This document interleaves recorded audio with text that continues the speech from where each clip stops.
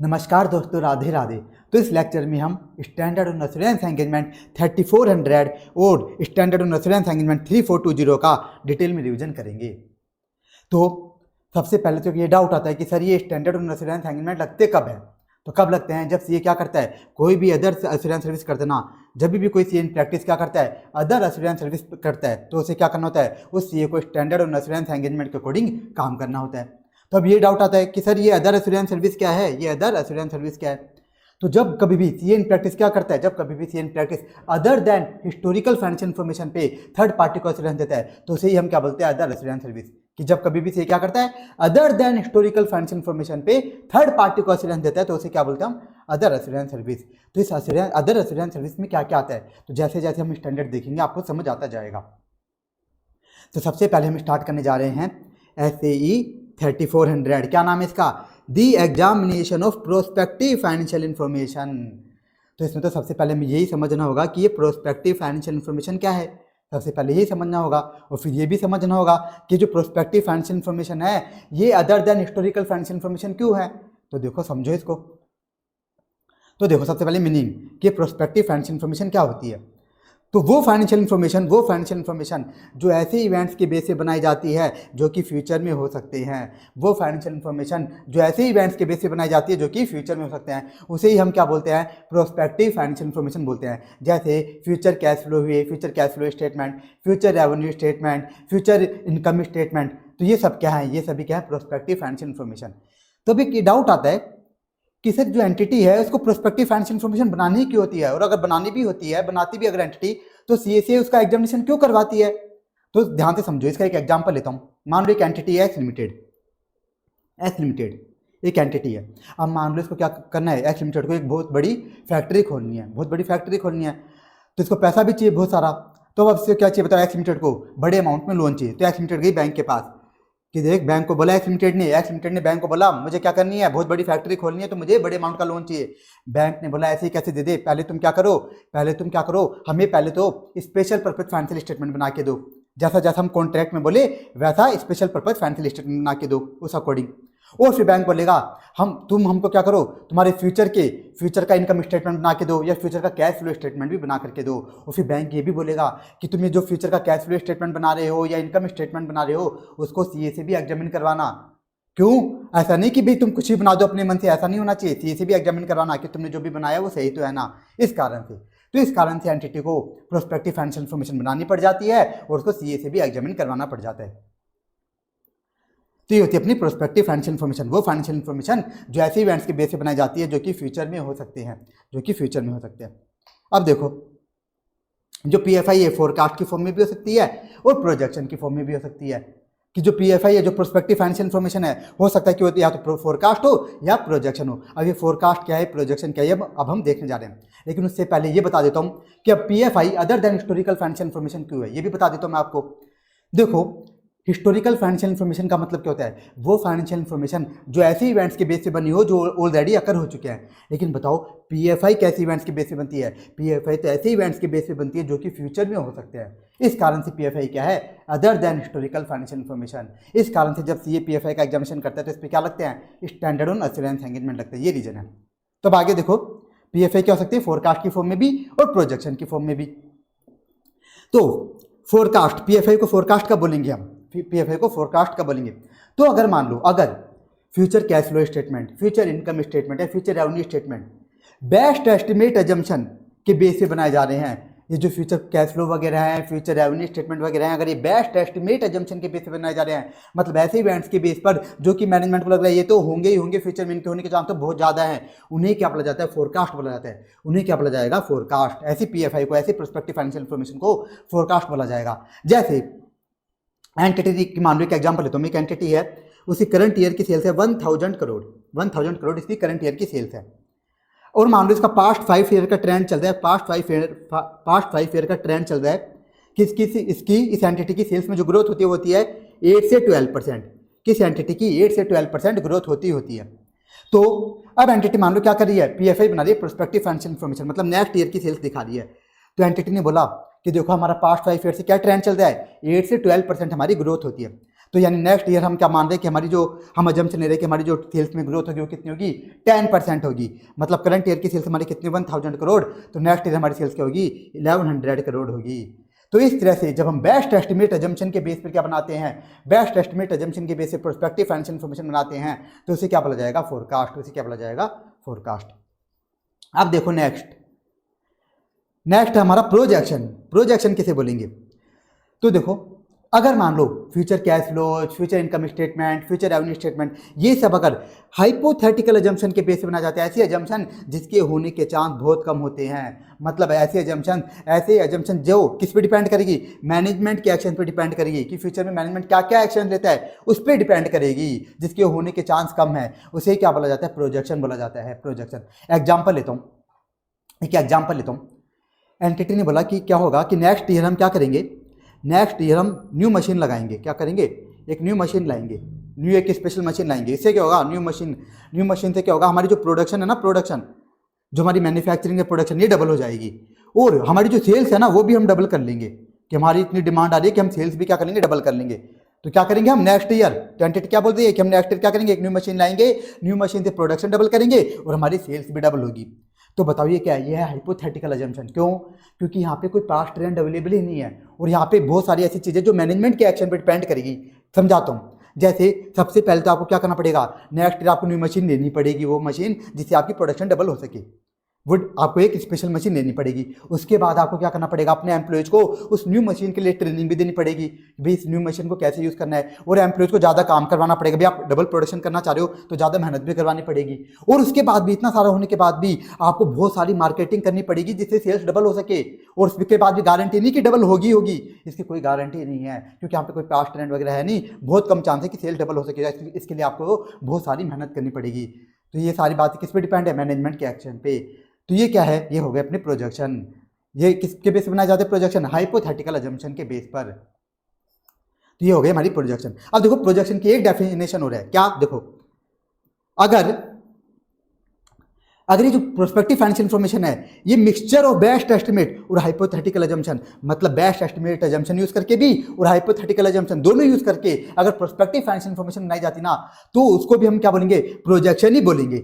मान लो एंटिटी बोल दी कि हमारी करंट ईयर की सेल्स है कितनी 1000 करोड़, और एंटिटी ने बोला कि नेक्स्ट ईयर क्या होगा, नेक्स्ट ईयर एक तो हमारा पास्ट ट्रेंड है कि 8 से 12% हमारी ग्रोथ होती है, तो नेक्स्ट ईयर 10% ग्रोथ तो होगी, मतलब 1100 की तो ग्रोथ, मतलब 1100 करोड़ की सेल्स तो ये होगी, क्यों 10% की ग्रोथ हमारी होगी। और साथ ही साथ एंटिटी ने बोला लेकिन हमारी 50 करोड़ की एक्स्ट्रा सेल्स होगी, क्यों, हम क्या करेंगे नेक्स्ट ईयर, हम एक न्यू प्रोडक्ट लॉन्च करेंगे, तो उस न्यू प्रोडक्ट से भी हमारी 50 करोड़ की सेल्स होगी। तो बताओ यहाँ पे एंटिटी ने क्या किया, यहाँ पे एंटिटी ने बेस्ट एस्टिमेट अजम्पशन भी यूज करी कि हमारी पास्ट ट्रेंड चलते 8 से 12%, तो हमारी नेक्स्ट ईयर भी क्या होगा 10% की ग्रोथ तो होगी। और दूसरा एंटिटी ने क्या बोला कि हम न्यू प्रोडक्ट भी लॉन्च करेंगे, तो ये क्या हो गया बताओ, ये हो गई हमारी हाइपोथेटिकल अजम्पशन। ये क्या हो गई हाइपोथेटिकल। तो यहाँ पे एंटिटी ने क्या किया है, दोनों यूज किया, बेस्ट एस्टिमेट अजम्पशन भी और हाइपोथेटिकल भी। तो इसे क्या बोला जाएगा, इसे प्रोजेक्शन बोला जाएगा। जब एंटिटी दोनों यूज करती है, बेस्ट एस्टिमेट अजम्पशन भी और हाइपोथेटिकल अजम्पशन भी पीएफआई बनाने के लिए, तो उस केस में पीएफआई को क्या बोला जाएगा, प्रोजेक्शन। तो ये भी हमारा कंप्लीट हुआ। अब देखो इसमें कितना याद करना है अभी तक सारी बातें देखो रीड करने वाली थी, और ये जो मीनिंग वाला है ये आपको याद करना है, ये आपको पूरा याद करना है, ठीक है, यहाँ से यहाँ तक। अब आ जाओ नेक्स्ट टॉपिक। अब है नेक्स्ट टॉपिक अपना मैनेजमेंट की रेस्पॉन्सिबिलिटी, कि मैनेजमेंट की क्या रेस्पॉन्सिबिलिटी है बताओ। तो क्या रेस्पॉन्सिबिलिटी है मैनेजमेंट की, ये जो प्रोस्पेक्टिव फाइनेंशियल इन्फॉर्मेशन है इसको बनाने की जिम्मेदारी मैनेजमेंट की है। मैनेजमेंट जो सीए मान लो पीएफए का एग्जामिनेशन कर रहा है, मैनेजमेंट उसको नहीं बोल सकता कि तू ही क्या कर दे, तू ही मेरी प्रोस्पेक्टिव फाइनेंशियल इन्फॉर्मेशन बना दे, तू ही मेरी प्रोस्पेक्टिव फाइनेंशियल इन्फॉर्मेशन बना दे, तू ही एग्जामिनेशन कर दे, ऐसा नहीं कर सकता। ये मैनेजमेंट की जिम्मेदारी है प्रोस्पेक्टिव फाइनेंशियल इन्फॉर्मेशन बनाने की। और क्या जिम्मेदारी है मैनेजमेंट की, और क्या है देखो, डिस्क्लोजर्स देने की, कई सारे डिस्क्लोजर देने पड़ेंगे। इधर आई थी ने कुछ एक दो डिस्क्लोजर बताए हैं, वैसे कई सारे डिस्क्लोजर देने होते हैं। इसी स्टैंडर्ड में हम आगे देखेंगे भी कि मैनेजमेंट को क्या क्या डिस्क्लोजर देने होते हैं। तो देखो मैनेजमेंट की क्या क्या रेस्पॉन्सिबिलिटी है पीएफआई बनाने की और डिस्क्लोजर देने की। क्या क्या disclosure, source and bases of information बताना पड़ेगा, और अजम्पशन बतानी पड़ेगी कि मैंने क्या अजम्पशन ली, कि भाई मैंने 10% ग्रोथ रेट ली, 8% की भाई हमारी 8% की ग्रोथ होगी, ये अजम्पशन ली, और ये जो अजम्पशन ली वो किस बेसिस पे ली, तो बताएगा कि मैंने पास्ट ट्रेंड के बेसिस पे ली, या मैंने कॉम्पिटिटर के डाटा को देख करके ली, और ये जो पास्ट ट्रेंड लिया वो कहाँ से उठाया, उसका सोर्स क्या था, पास्ट ट्रेंड था, कहाँ से उठाया ये मैंने हमारे हिस्टोरिकल फाइनेंशियल स्टेटमेंट है वहाँ से उठाया, कि लास्ट ईयर्स के हमारे जो हिस्टोरिकल फाइनेंशियल स्टेटमेंट थे ऑडिटेड वाले वहाँ से उठाया। तो ये सारी बात भी मैनेजमेंट को डिस्क्लोज करनी पड़ती है, मैनेजमेंट का काम है। मैनेजमेंट ये जो अपनी प्रोस्पेक्टिव फाइनेंशियल इन्फॉर्मेशन बनाएगा वहाँ पे मैनेजमेंट को डिस्क्लोजर देने पड़ेंगे ये सारे के सारे। तो ये जो टॉपिक है ये बस आपको रीड करना है। अब देखो next topic, can CA be associated with prospective financial information. इसको मैं अपने हैंड रिटन नोट से आपको करवा देता हूँ ताकि आपको अच्छे से समझ आ जाए। Can CA be associated with prospective financial information, क्या सीए प्रोस्पेक्टिव फाइनेंशियल इन्फॉर्मेशन का एग्जामिनेशन वगैरह कर सकता है क्या? तो कर सकता है आराम से। तो सीए क्या कर सकता है, प्रोस्पेक्टिव फाइनेंशियल इन्फॉर्मेशन का एग्जामिनेशन कर सकता है। क्या क्या एग्जामिनेशन करना है, सीए देखना है कि जो सोर्स बेसिस अजम्पशन यूज़ करें हैं वो सही तो है ना, कि मैनेजमेंट ने जो अजम्पशन दी है प्रोस्पेक्टिव फाइनेंशियल इन्फॉर्मेशन बनाने के लिए वो रीजनेबल तो है ना, हवा में तो नहीं ले ली। जैसे मान लो पास्ट ट्रेंड था 8 से 12% ग्रोथ, वो मैनेजमेंट क्या ले रहा है, नेक्स्ट ईयर की ग्रोथ मैनेजमेंट बोल रहा है कि मेरे तो 20% ग्रोथ होगी, मतलब तो ऐसा अनरीजनेबल तो नहीं है ना अजम्पशन। ये देखने से एक बस इतना सा काम है। और क्या क्या काम है ये भी हम इस स्टैंडर्ड में आगे और देखेंगे, लेकिन यहाँ पे आईसी ने बस इतना सा लिखा है कि सीए को ये देखना है सोर्स बेसिस जो अजम्पशन वगैरह लिए मैनेजमेंट ने वो तो सही लिए ना। अब देखो नेक्स्ट पॉइंट, बहुत इंपॉर्टेंट बात लिखी है, opinion on achievability of results can not be expressed. कि सीए साफ साफ क्या नहीं करना सीए को, यहाँ पे जो सीए इन प्रैक्टिस क्या कर रहा है, पीएफआई का एग्जामिनेशन कर रहा है, प्रोस्पेक्टिव फाइनेंशियल इन्फॉर्मेशन का एग्जामिनेशन कर रहा है, उसको कभी भी गलती से भी पीएफआई के अंदर जो रिजल्ट आ रहे हैं प्रोस्पेक्टिव फाइनेंशियल इन्फॉर्मेशन में जो रिजल्ट दिख रहे हैं वो रिजल्ट अचीव होंगे कि नहीं होंगे, इस पर गलती से भी उसको ओपिनियन नहीं देना, ओपिनियन बिल्कुल भी नहीं देना। मान लो एग्जाम्पल लेता हूँ कि नेक्स्ट ईयर की सेल्स दिखा रखी है पीएफआई में, नेक्स्ट ईयर की सेल्स आ रही है कितनी, 1100 करोड़, 1100 करोड़ ये पीएफआई बना रही है मान लो मैनेजमेंट ने। तो ये 11 करोड़ ये जो सेल्स है नेक्स्ट ईयर 1100 करोड़ ही होगी, ये इस बात पे ओपिनियन नहीं देना चाहिए को कि 1100 करोड़ होगी कि नहीं होगी, इस बात पे गलती से भी ओपिनियन नहीं देना। क्यों, यहाँ पे तो फ्यूचर की इन्फॉर्मेशन है, क्या पता 1100 करोड़ की जगह 500 करोड़ ही सेल्स हो, क्या पता 800 करोड़ की सेल्स हो। तो सीए को गलती से भी ओपिनियन नहीं देना कि पीएफआई के अंदर जो रिजल्ट दिख रहे हैं वो अचीव होंगे कि नहीं होंगे, इस बात पे ओपिनियन नहीं देना। सीए को तो क्या करना है, बस ये बताना है कि मैनेजमेंट ने जो अजम्पशन वगैरह यूज़ करी है वो तो सही यूज़ करिए ना, जो डिस्क्लोजर दिए हैं वो तो सही से दिए ना, इतना सा काम है सीए का। तो इसके लिए सीए को क्या करना पड़ेगा, इस कारण से सीए को जब अपनी रिपोर्ट बनाएगा, जब सीए पीएफआई का एग्जामिनेशन करने के बाद अपनी रिपोर्ट बनाएगा तो उसको अपनी रिपोर्ट में साफ साफ लिखना पड़ेगा कि मैंने इनकी एक्यूरेसी को वेरीफाई नहीं किया है, कि पीएफआई के अंदर जो रिजल्ट आ रहा है 1100 करोड़ का जो रिजल्ट आ रहा है इसकी एक्यूरेसी को मैंने वेरीफाई नहीं किया है, ये साफ साफ बताना पड़ेगा। सीए को ये बात रिपोर्ट में लिखनी पड़ेगी गारंटी। वो अगर मान लो सीए गलती से ये बात लिखता नहीं है रिपोर्ट में, मान लो लिखता नहीं है तो क्या होगा, तो सीए गिल्टी मान लिया जाएगा, कहाँ पे, प्रोफेशनल मिसकंडक्ट का, कहाँ पे, close 3rd part 1 2nd schedule, ये हमने प्रोफेशनल एथिक्स चैप्टर में भी पढ़ा है कि अगर सीए क्या नहीं करता रिपोर्ट में साफ साफ मेंशन नहीं करता, क्लियरली मेंशन नहीं करता कि ये जो 1100 करोड़ की जो सेल्स दिख रही है इसकी एक्यूरेसी को मैंने वेरीफाई नहीं किया, अगर ये बात मेंशन नहीं करता तो सीए को प्रोफेशनल मिसकंडक्ट का गिल्टी मान लिया जाएगा। तो ये टॉपिक हमारा कंप्लीट हुआ। एक बार एक टॉपिक और देख लो यहीं से, क्या देखो next topic, precautions to be taken by auditor before accepting engagement. Precautions to be taken by auditor before accepting engagement, कि जिस सीए को बोला जा रहा है कि तू क्या कर दे हमारी पीएफआई का क्या कर दे, एग्जामिनेशन कर दे, तू पीएफआई का एंगेजमेंट कर दे, तो हमारी पीएफआई का एग्जामिनेशन कर दे। तो सीए को एंगेजमेंट को एक्सेप्ट करना चाहिए कि नहीं करना चाहिए, एक्सेप्ट करने से पहले किन बातों का ध्यान रखना चाहिए वो हम देखने जा रहे हैं। तो आईसीए ने इस टॉपिक में 2 बातें डाली हैं कि सीए को पीएफआई के एग्जामिनेशन को एक्सेप्ट करने से पहले किन बातों का ध्यान रखना है, और साथ ही साथ वो अपने जो एंगेजमेंट लेटर बनेगा उसमें क्या क्या लिखेगा। यहाँ पे आईसीए ने सारी बातें दे रखी है इस टॉपिक के अंदर। अब इस टॉपिक को स्टार्ट करने से पहले एक बात और बता देता हूँ, देखो यहाँ पे वर्ड यूज़ हुआ है ऑडिटर। ये ऑडिटर क्यों यूज़ किया है इसने, क्योंकि यहाँ पे ना एंटिटी क्या कर सकती है, अपने ऑडिटर को ही बोल सकती है कि तुम भी क्या कर दो पीएफआई का भी एग्जामिनेशन कर दो, क्योंकि ऑडिटर भी क्या कर सकता है, जो सीए ऑडिट कर रहे हैं एंटिटी की वो भी क्या कर सकता है, आराम से पीएफआई का एग्जामिनेशन कर सकता है, इसमें कोई दिक्कत की बात नहीं है, कोई दिक्कत की बात नहीं है। अगर मान लो जो ऑडिटर है वही क्या कर रहा है, पीएफआई का एग्जामिनेशन कर रहा है, तो उसको क्या बोल दिया जाता है, ऑडिटर। और अगर कोई दूसरे सीए से करवा रहे हैं पीएफआई का एग्जामिनेशन तो उसे क्या बोला जाएगा, प्रैक्टिशनर, उसे क्या बोला जाएगा, प्रैक्टिशनर। तो देखो अब प्रैक्टिशनर या ऑडिटर को क्या चीज़ें देखनी है, ये जो पीएफआई की एंगेजमेंट आई है इसको मैं एक्सेप्ट करूँ या नहीं करूँ, इसको क्या क्या देखना है, एंगेजमेंट लेटर में क्या क्या लिखना है, एंगेजमेंट लेटर के अंदर क्या क्या लिखना है, ये सारी बातें हम देखने जा रहे हैं। तो सबसे पहला तो क्या करना है, सबसे पहले तो जो सीए इन प्रैक्टिस से क्या करना होगा, एंगेजमेंट एक्सेप्ट करने से पहले एंगेजमेंट लेटर में नेचर ऑफ अजम्पशन को लिखना पड़ेगा कि अजम्पशन कौन सी है, मतलब ये फोरकास्ट है या प्रोजेक्शन है, मतलब यहाँ पे बेस्ट एस्टिमेट अजम्पशन यूज हो रही है या हाइपोथेटिकल अजम्पशन यूज हो रही है, ये बात कहाँ पे लिखेगा सीए, अपने एंगेजमेंट लेटर में लिखेगा। अब मान लो लेकिन लेकिन मान लो मैनेजमेंट जो प्रोस्पेक्टिव फाइनेंशियल इन्फॉर्मेशन बना रहा है, ध्यान से सुनना, मैनेजमेंट जो प्रोस्पेक्टिव फाइनेंशियल इन्फॉर्मेशन बना रहा है उसमें अगर मैनेजमेंट कोई एजम्पशन ले ही नहीं रहा, या फिर जो एजम्पशन ले रहा है वो क्या है, एकदम अनरियलिस्टिक एजम्पन ले रहा है, या तो मैनेजमेंट क्या कर रहा है बताओ, जो प्रोस्पेक्टिव फाइनेंशियल इन्फॉर्मेशन बना रहा है बिना कोई एजम्पशन के बना रहा है, एकदम हवा में बना रहा है, या अनरियलिस्टिक एजम्पशन ले रहा है, तो इसमें इस केस में तो क्या करना है, इस केस में तो सीए को इस पीएफआई के एंगेजमेंट को एक्सेप्ट ही नहीं करना, एक्सेप्ट ही नहीं करना। जैसे एग्जाम्पल लूँ अनरियलिस्टिक एजम्पशन का, मान लो पास्ट ट्रेंड था 8 से 12% की, 8 से 12% ग्रोथ होती है, और मैनेजमेंट क्या बना रहा है, फोरकास्ट बना रहा है। फोरकास्ट में हम क्या लेते हैं बताओ, बेस्ट एस्टिमेट एजम्पशन, लेकिन मैनेजमेंट क्या बोल रहा है कि मेरी जो ग्रोथ होगी ना वो तो क्या होगी, नेक्स्ट ईयर 20% होगी। बताओ ये तो क्या हो गई, अनरियलिस्टिक एजम्पशन हो गई। तो इस केस में तो सीईओ को क्या करना है, पीएफआई के एंगेजमेंट को एक्सेप्ट ही नहीं करना। दूसरा देखो, इंटेंडेड यूज देखेगा, इंटेंडेड यूज, और अगर मान लो ये इंटेंडेड यूज के लिए अप्रोप्रिएट नहीं है तो भी सीए क्या नहीं करेगा, तो भी सीए पीएफआई के एंगेजमेंट को एक्सेप्ट ही नहीं करेगा, तो भी एक्सेप्ट नहीं करेगा। इंटेंडेड यूज मतलब मान लो एक एग्जांपल है, तुम बैंक वालों ने बोला एंटिटी को, बैंक वालों ने एंटिटी को बोला कि तुम क्या करके दो, तुम फोरकास्ट बना के दो, तुम क्या करो अपने फोरकास्ट बनाओ, उनका सीए से एग्जामिनेशन करवाओ, उनको सीए से एग्जामिनेशन करवाओ, ये बैंक वालों ने बोला। लेकिन मान लो मैनेजमेंट क्या कर रहा है, मैनेजमेंट वाले क्या कर रहे हैं, प्रोजेक्शन बना रहे हैं, मैनेजमेंट वाले क्या कर रहे हैं, प्रोजेक्शन बना रहे हैं। बैंक वालों ने बोला कि तुम फोरकास्ट बना के दो और उनका सीए से एग्जामिनेशन करवाओ, लेकिन मैनेजमेंट वाले क्या कर रहे हैं, एंटिटी वाले क्या कर रहे हैं, फोरकास्ट की जगह प्रोजेक्शन बना रहे हैं। तो इस केस में भी सीए इस एंगेजमेंट को एक्सेप्ट ही नहीं करेगा, एक्सेप्ट ही नहीं करेगा इस केस में भी। अब देखो नेक्स्ट पॉइंट, पीरियड कवर्ड, ये बात क्या करेगा, ये बात ये कहाँ डालेगा, अपने एंगेजमेंट लेटर में डालेगा बस, पीरियड कवर्ड। कि मान लो बैंक वालों ने बोला कि सीए तो क्या कर दे, हमारे फोरकास्ट का एग्जामिनेशन कर दे, हमने हमारे नेक्स्ट 2 ईयर्स के क्या कर रखे हैं, 2 ईयर्स के, नेक्स्ट 2 ईयर्स के फोरकास्ट बना रखे हैं।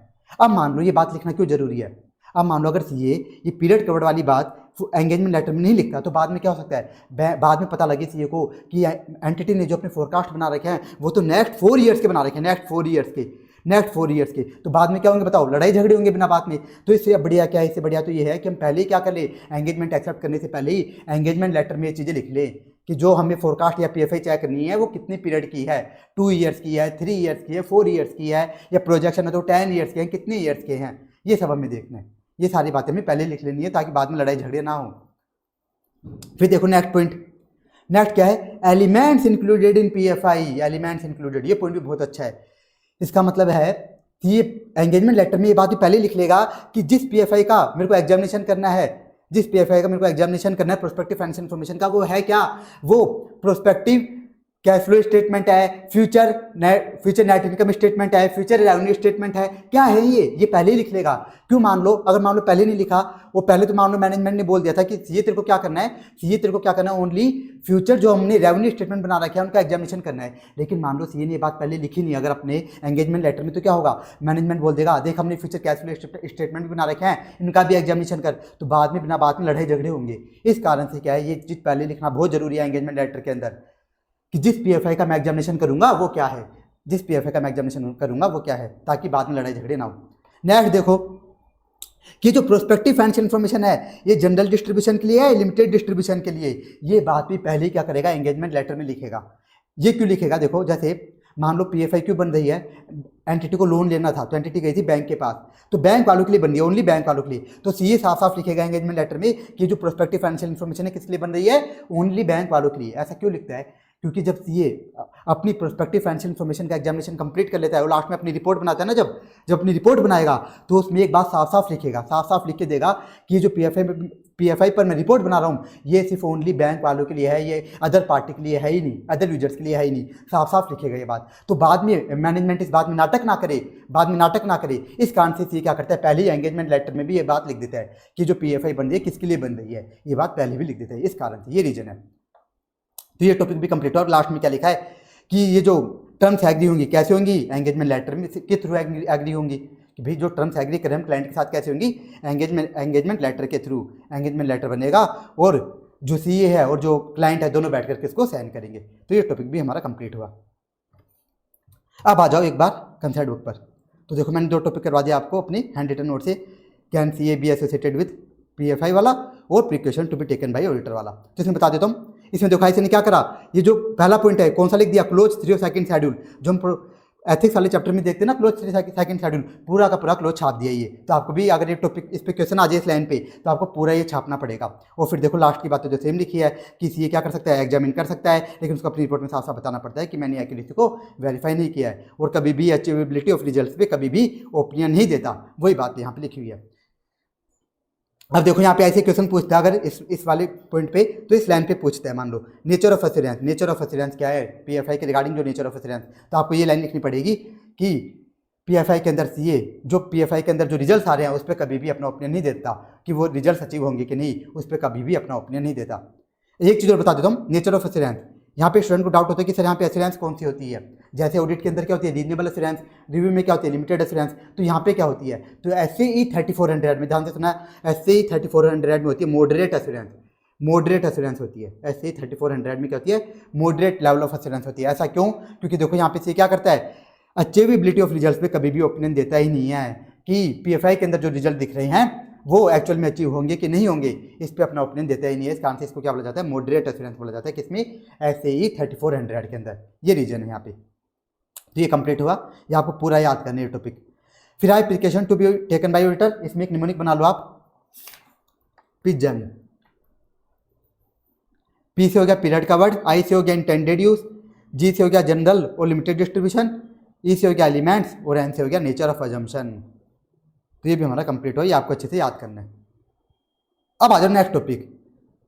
तो देखो अभी तक तो हमने क्या क्या देखा, मैनेजमेंट की रेस्पॉन्सिबिलिटी देखी, फिर ये देखा क्या सीए पीएफआई का एग्जामिनेशन कर सकता है क्या, ये देखा, और फिर देखा कि सीए को पीएफआई के एंगेजमेंट को एक्सेप्ट करने से पहले किन किन बातों का ध्यान रखना है, ये हमने देखा। अब आ जाते हैं ड्यूटीज, क्यों ये जो ऑडिटर है, जो प्रैक्टिशनर है, इसे करना क्या है, इसे पीएफआई के एग्जामिनेशन में करना क्या क्या है वो देखने जा रहे हैं। करना क्या क्या है, तो देखो सबसे पहले तो क्या करना है, एकदम सिंपल काम लिखे हुए हैं, एकदम सिंपल काम। सबसे पहले क्या करना है, ये देखना है कि जो पीएफआई बनाई गई है prepared on basis of assumption, assumption के बेस पे ही बनाई ना। मैनेजमेंट ने जो प्रोस्पेक्टिव फाइनेंशियल इन्फॉर्मेशन बनाई है वो अजम्पशन लेकर ही बनाई है ना, ऐसा तो नहीं कि बिना अजम्पशन के ही बना ली। ये देखना है। दूसरा काम कि जो अजम्पशन ली है वो रीजनेबल तो है ना, वो रीजनेबल तो है ना, अनरियलिस्टिक तो नहीं है ना, इतना सिंपल सा काम करना है। और क्या देखना है कि मैनेजमेंट ने जो भी अजम्पशन ली थी वो सारी डिस्क्लोज तो कर दी ना, कि मैनेजमेंट ने प्रॉपर डिस्क्लोजर तो दे दी ना। ये काम है किसका, ऑडिटर का, सीए का ये काम है, सारी चीज़ चेक करना कि अजम्पशन तो लिए ना मैनेजमेंट ने, अजम्पशन दिया तो वो रीजनेबल तो है ना, और अजम्पशन को डिस्क्लोज तो कर दिया ना। अब मैनेजमेंट को वैसे बहुत सारे डिस्क्लोजर देने पड़ते हैं,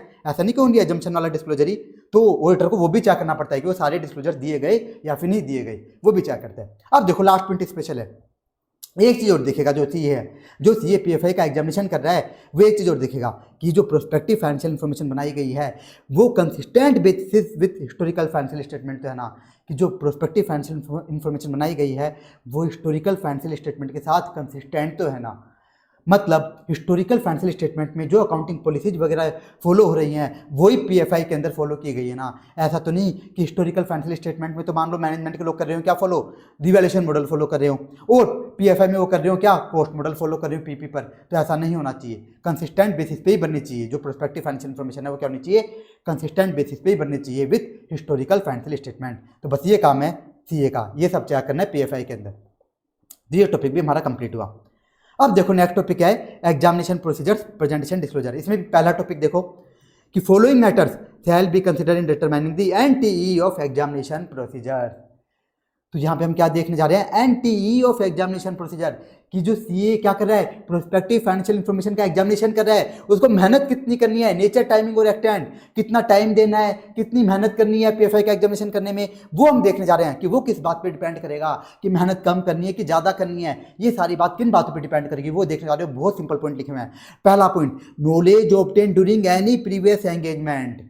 क्या लिखा है, knowledge obtained during any previous engagement. मान लो सीए ने क्या कर रखा है, इसी सेम एंटिटी का पहले भी कोई ऑडिट कर रखी है, रिव्यू कर रखा है, रिव्यू एंगेजमेंट कर रखा है, या मान लो इसी सेम एंटिटी की पहले कोई पीएफआई का एग्जामिनेशन कर रखा है, तो क्या होगा बताओ, सीईओ को नॉलेज होगी इस एंटिटी के रिगार्डिंग कि इस एंटिटी का जो मैनेजमेंट है वो कैसा आदमी है, ईमानदार है कि नहीं, और इस एंटिटी का ट्रेंड क्या रहता है, ये सारी चीज़ें पता रहेंगी। तो बताओ यहाँ पे क्या होगा, इस केस में थोड़ी कम मेहनत लगेगी, इस केस में मेहनत कम लगेगी अगर इसको पहले से नॉलेज होगी तो। लेकिन अगर मान लो पहले से नॉलेज नहीं है तो मेहनत थोड़ी ज़्यादा लगेगी, सिंपल सा पॉइंट।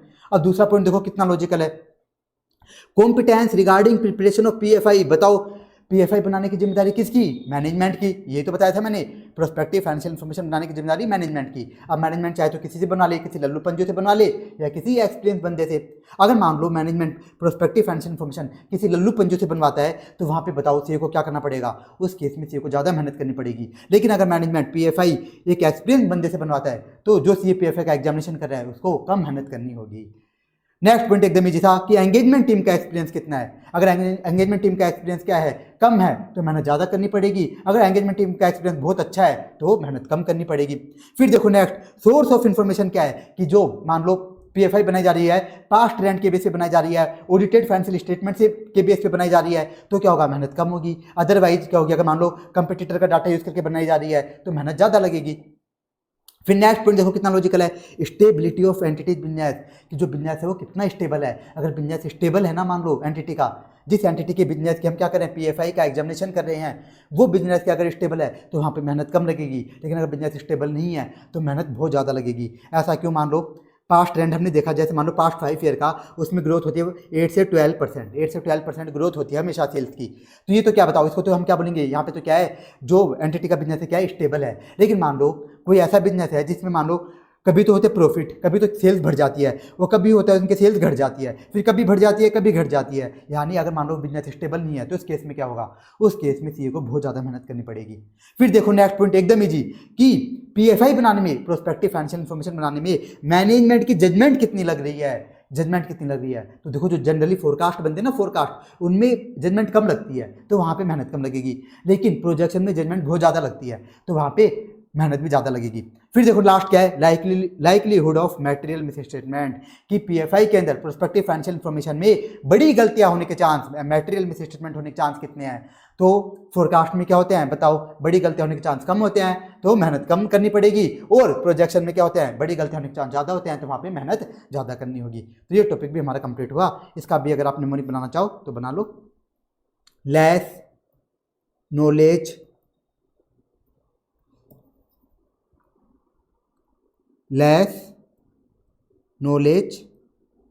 सीएम, एल से क्या हो गया, लाइकलीहुड, ई से क्या हो गया, एंगेजमेंट टीम एक्सपीरियंस, एस से सोर्स ऑफ इन्फॉर्मेशन, एस से स्टेबिलिटी, नॉलेज से नॉलेज, और सी से कॉम्पिटेंस, और एम से मैनेजमेंट जजमेंट।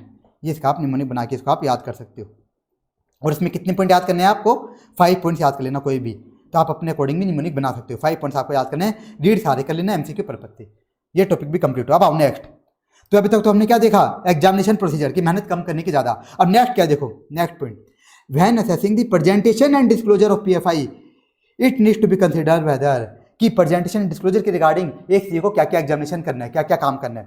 तो देखो प्रेजेंटेशन के रिगार्डिंग बस एक पॉइंट है, क्या सीए को ये देखना है, जो सीए पीएफआई का एग्जामिनेशन कर रहा है उसे ये देखना है कि जो पीएफआई के जो प्रेजेंटेशन है वो मिसलीडिंग तो नहीं है ना, ये मिसलीडिंग नहीं होनी चाहिए। इसका मतलब एक एग्जाम्पल लेता हूँ, मान लो मैनेजमेंट वाले क्या कर रहे हैं, मैनेजमेंट वाले जो अपनी प्रोस्पेक्टिव फाइनेंशियल इन्फॉर्मेशन बना रहे हैं उसमें नेक्स्ट ईयर को मान लो न्यू मशीन लगाने से जो एक्स्ट्रा सेल्स होगी वो तो दिखा रहे हैं, उसमें कंसिडर कर रहे हैं। मान लो ये बना रहे हैं अपना नेक्स्ट ईयर का फ्यूचर कैश फ्लो स्टेटमेंट बना रहे हैं, क्या बना रहे हैं, फ्यूचर कैश फ्लो स्टेटमेंट। तो न्यू मशीन लगने से जो एक्स्ट्रा सेल्स होगी ना वो तो कंसिडर कर रहे हैं, लेकिन न्यू मशीन लगने से जो एक्स्ट्रा एक्सपेंस होंगे ना वो फ्यूचर कैश फ्लो स्टेटमेंट में मान लो एंटिटी कंसिडर कर ही नहीं रही, तो इस केस में क्या हो जाएगी, प्रेजेंटेशन मिसलीडिंग हो जाएगी। तो ये चेक करना है किसको, सीए को, कि जो प्रेजेंटेशन ऑफ पीएफआई है ये मिसलीडिंग तो नहीं है ना, ये चेक करना है। और क्या देखना है, डिस्क्लोजर देखना है। अब देखना है इसको डिस्क्लोजर, तो देखो यहाँ पे कई सारे डिस्क्लोजर हैं, तो ये सारे डिस्क्लोजर मैनेजमेंट को देने ही होते हैं पीएफआई के अंदर। अगर मैनेजमेंट ये डिस्क्लोजर नहीं देता तो सीए क्या देगा, मॉडिफाइड ओपिनियन देगा। क्या देगा, मॉडिफाइड ओपिनियन। तो देखो मैनेजमेंट को क्या क्या डिस्क्लोजर देने होते हैं अपनी पीएफआई के अंदर, प्रोस्पेक्टिव फाइनेंशियल इन्फॉर्मेशन के अंदर। क्या क्या, एक तो अजम्पशन डिस्क्लोज करनी पड़ती है, अजम्पशन जो भी ले रहा है मैनेजमेंट वो डिस्क्लोज करनी पड़ती है। तो ऑडिटर चेक कर लेगा, सीए चेक कर लेगा कि मैनेजमेंट ने अजम्पशन डिस्क्लोज करी कि नहीं। और क्या डिस्क्लोजर देना होता है, जिस दिन मैनेजमेंट पीएफआई बना रहा है उस दिन की डेट डिस्क्लोज करनी पड़ती है, तो ऑडिटर चेक कर लेगा।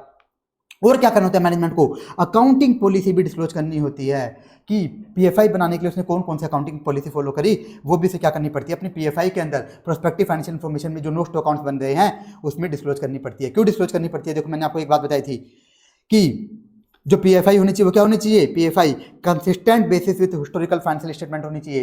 हिस्टोरिकल फाइनेंशियल स्टेटमेंट में जो अकाउंटिंग फॉलो हो रही है वही अकाउंटिंग पॉलिसी पीएफआई के अंदर फॉलो होनी चाहिए। इस कारण से मैनेजमेंट को अपने अकाउंटिंग पॉलिसी भी डिस्क्लोज करनी होती है। तो सीए देखेगा कि मैनेजमेंट ने अकाउंटिंग पॉलिसी डिस्क्लोज करी कि नहीं। अब देखो नेक्स्ट पॉइंट, ये बहुत अच्छा पॉइंट है, इंपॉर्टेंट है। तो एक डाउट आता है कि सर ये क्या मैनेजमेंट वाले कभी भी अकाउंटिंग पॉलिसी चेंज कर ही नहीं सकते क्या? इनको मतलब सेम ही फॉलो करना होगा क्या जो हिस्टोरिकल फाइनेंशियल स्टेटमेंट में है? बिल्कुल पॉसिबल ही नहीं है क्या? तो यहाँ पे बोला पॉसिबल है। मैनेजमेंट वाले क्या कर सकते हैं? डिफरेंट अकाउंटिंग पॉलिसी भी यूज कर सकते हैं, कोई दिक्कत की बात नहीं। लेकिन अगर क्या करते, देखो अगर मैनेजमेंट वाले अकाउंटिंग पॉलिसी चेंज करते हैं तो इस केस में मैनेजमेंट को दो काम करने होंगे, दो डिस्क्लोजर देने पड़ेंगे। इनको क्या करना पड़ेगा? रीजन ऑफ चेंज, कि हमने अकाउंटिंग पॉलिसी चेंज क्यों करी, हमने प्रोस्पेक्टिव फाइनेंशियल इन्फॉर्मेशन में डिफरेंट अकाउंटिंग पॉलिसी क्यों यूज करी, वो बताना पड़ेगा। और उसका पीएफआई पे कितना इंपैक्ट आ रहा है, उस चेंज के कारण पीएफआई पे कितना इंपैक्ट आ रहा है, ये भी डिस्क्लोज करना पड़ेगा। ये दो बातें बस डिस्क्लोज करनी पड़ेगी। अगर ये दो बातें डिस्क्लोज कर देते हैं मैनेजमेंट वाले तो ये क्या कर सकते हैं? पीएफआई के अंदर डिफरेंट अकाउंटिंग पॉलिसी यूज कर सकते हैं, कोई दिक्कत की बात नहीं है, आराम से यूज कर सकते हैं। लेकिन कोई बात डिस्क्लोज करनी पड़ेगी। लेकिन अगर मैनेजमेंट वाले क्या करते हैं, मान लो पीएफआई में डिफरेंट अकाउंटिंग पॉलिसी यूज करते हैं और उसके बाद डिस्क्लोजर भी नहीं देते, तो ये क्या दे देगा? मॉडिफाइड ओपिनियन दे देगा। अब देखो लास्ट और क्या डिस्क्लोजर देना पड़ता है मैनेजमेंट को? Basis of establishing points in range when PFI are expressed in range. अगर देखो इसका मतलब है, अगर मैनेजमेंट वाले क्या कर रहे हैं, अपनी जो प्रोस्पेक्टिव फाइनेंशियल इन्फॉर्मेशन है वो एक रेंज में बना रहे हैं। मान लो एक एग्जांपल लेता हूँ, मैनेजमेंट ने बताया कि हमारी जो नेक्स्ट ईयर की सेल्स होगी वो होगी 1100 करोड़ से 1150 करोड़। ये बनाया उन्होंने कि जो हमारी नेक्स्ट ईयर की सेल्स होगी वो क्या होगी? 1100 करोड़ से लेकर के 1150 करोड़, एक रेंज में बताई।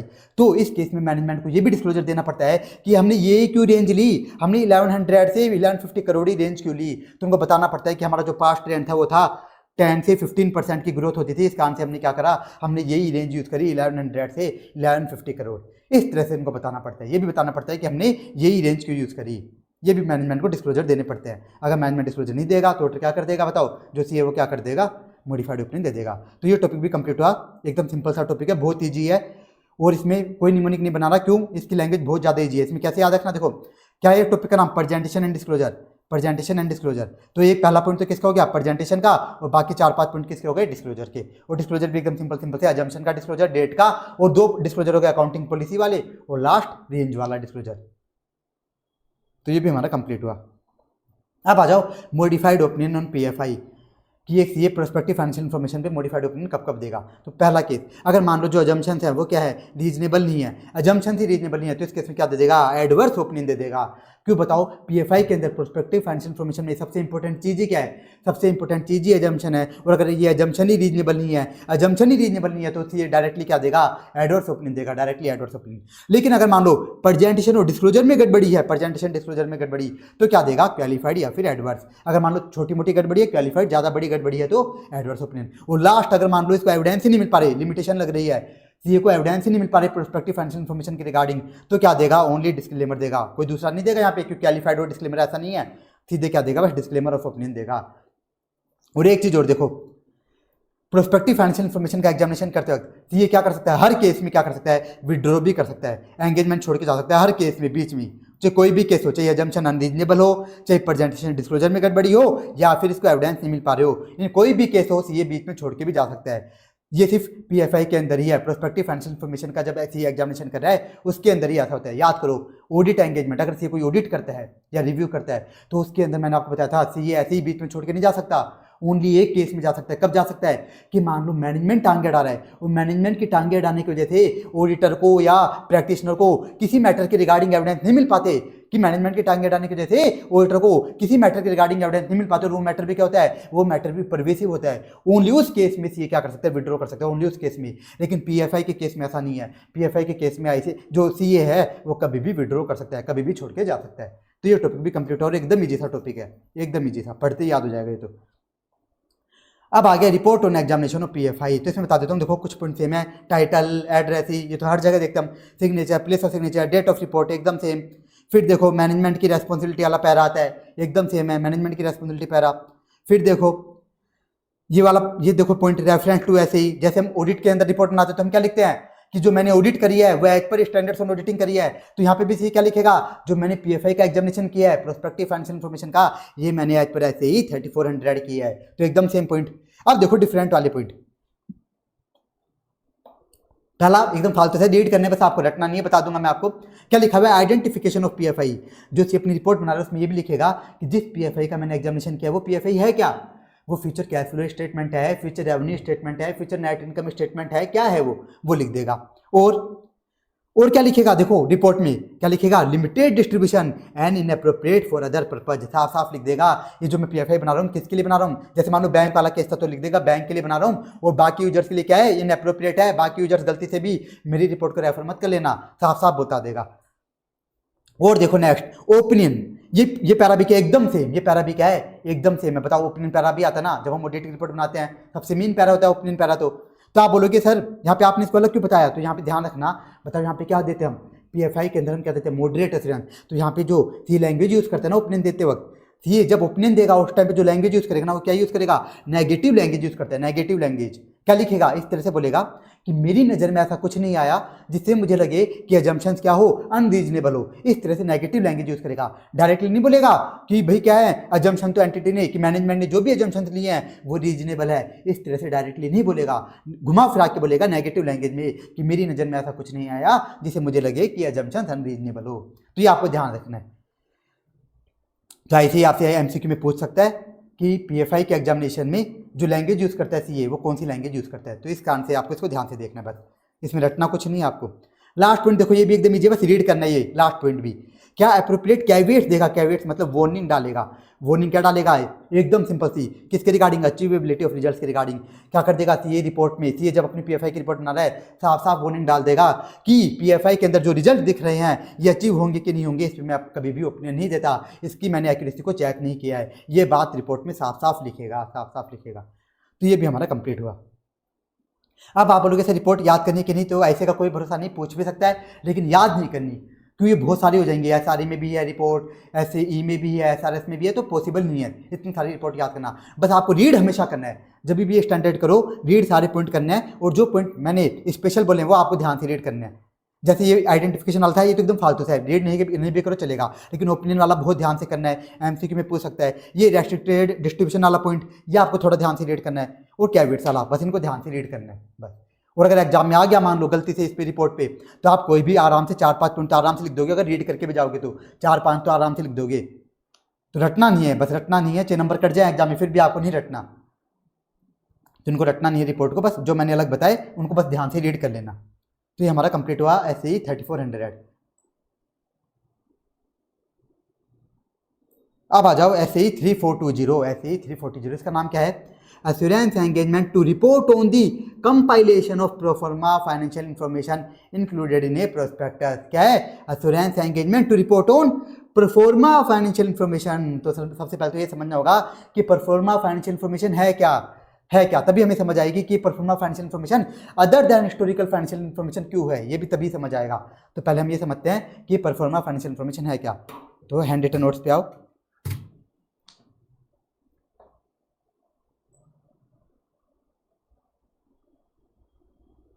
तो देखो परफॉर्मा फाइनेंशियल इन्फॉर्मेशन है क्या, इसका यहाँ पे मैंने एक एग्जांपल रखा है, इसको ध्यान से समझना। देखो एक कंपनी है हीरो एंड हीरोइन लिमिटेड, ठीक है, कंपनी का नाम है हीरो एंड हीरोइन लिमिटेड। इस कंपनी ने अपने फाइनेंशियल स्टेटमेंट बना रखे हैं 31 मार्च 2026, मतलब फाइनेंशियल ईयर 25-26 के लिए, और ये इनकी ऑडिट भी हो रखी है, फाइनेंशियल स्टेटमेंट की। अब देखो क्या हुआ, 31 अगस्त को मतलब 5 मंथ बाद क्या हुआ, एक कांड हो गया।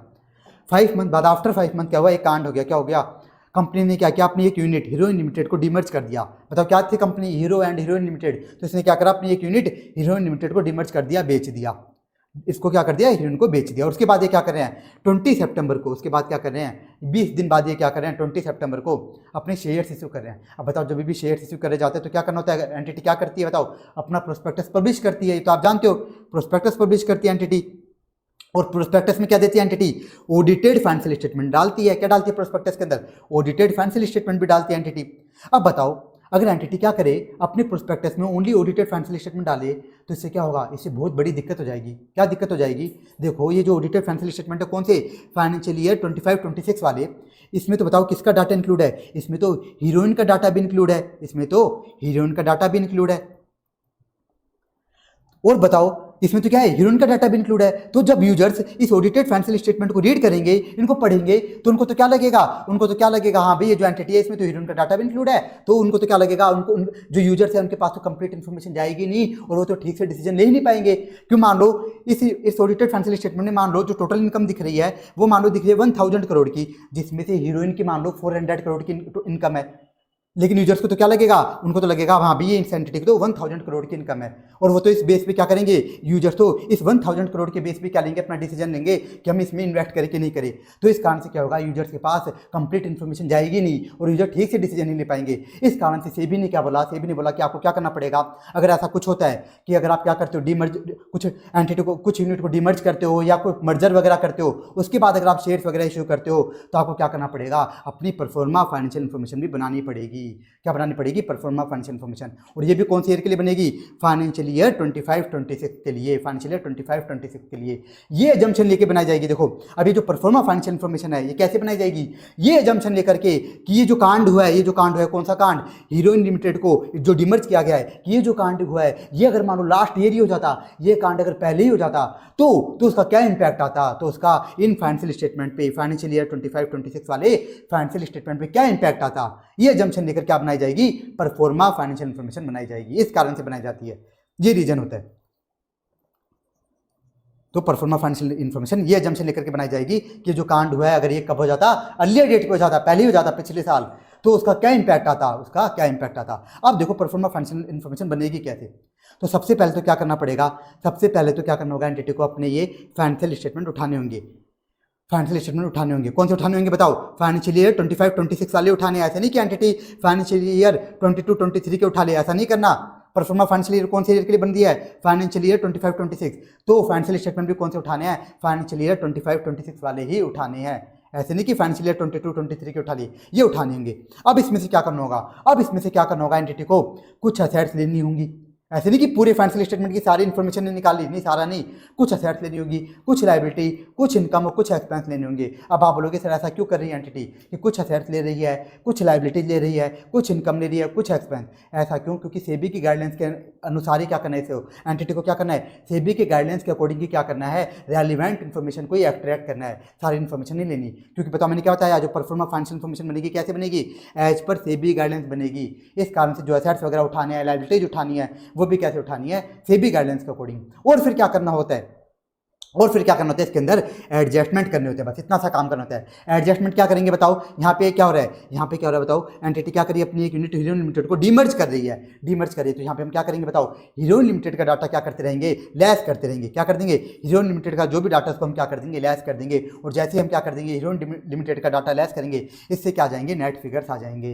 अब जो नेट फिगर्स आ गए, अब बस हमें क्या करना है, नेट फिगर्स को यूज करके अब क्या बनानी है, उनके बेस पे क्या बनानी है, अब हमें प्रोस्पेक्टिव थोड़ी प्रोफॉर्मा फाइनेंशियल इन्फॉर्मेशन बनानी है। अब क्या बनानी है, इन नेट फिगर्स को यूज करके ही क्या बनानी है, परफॉर्मा फाइनेंशियल इन्फॉर्मेशन बनानी है। अब ये कैसे बनेगी, कैसे बनेगी, इसका जो प्रेजेंटेशन डिस्क्लोजर होगा वो कौन बताएगा, एज पर सेबी गाइडलाइंस। अभी जो भी नेट फिगर्स आएंगे तो इनको कैसे प्रेजेंट करना है, कैसे प्रेजेंट करना है, कौन बताएगा, सेबी गाइडलाइंस। और उनमें क्या क्या डिस्क्लोजर देना है, जो परफॉर्मा फाइनेंशियल इन्फॉर्मेशन बनेगी उसमें जो नोट टू अकाउंट बनेगा उसमें क्या क्या डिस्क्लोजर जाएंगे, ये भी कैसे होगा, ये सब भी एज पर सेबी गाइडलाइंस ही होगा। तो देखो यहाँ पे ये लिखा है, नेट फिगर्स के बेस पे क्या बना दी जाएगी, proforma balance sheet, P&L, cash flow, या proforma net income statement, proforma net asset statement, ये अपनी क्या होती है, परफॉर्मा फाइनेंशियल इन्फॉर्मेशन। कैसे बनाई जाती है ये, एज पर सेबी गाइडलाइंस।